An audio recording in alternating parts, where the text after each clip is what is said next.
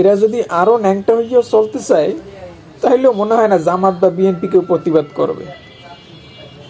ছোটবেলা থেকে মা বোন গোষ্ঠীতে আরও যত বোন আছে, খালাতো মামাতো যাই হোক, এরা কোনোদিনই কেউ এই শাহবাগীদের মতো খোলামেলা চরিত্রে চলে নাই, মোটামুটি একটু আটকাইয়েই চলছে। কিন্তু এদের মুখ থেকে কখনো শুনি নাই যে এরা কোনোদিন নিজেদের অধিকার পায় নাই বা এদের রিজিকে কমতি পড়ছে, ন্যাংটা হইয়া চলতে পারে না দেখা, এ ধরনের কোনো অভিযোগ কোনোদিন শুনি নাই।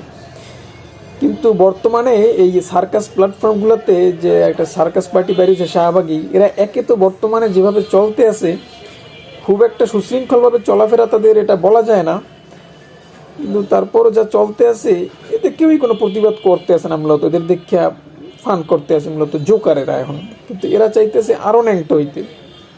তো কেউ আপত্তি করছে বললে তো মনে হয় না, আমি সোশ্যাল মিডিয়া দেখি না যে কেউ আপত্তি করছে এগুলো ল্যাংটা হওয়ায়। এটা ল্যাংটা হোক, সমস্যা কি? এই নারীবাদী আন্দোলনের নামে একটু মিডিয়ায় আন্দোলন সাজাইয়া ফলো আপ বাড়াইতে চায় না কি করতে চায় বুঝি না।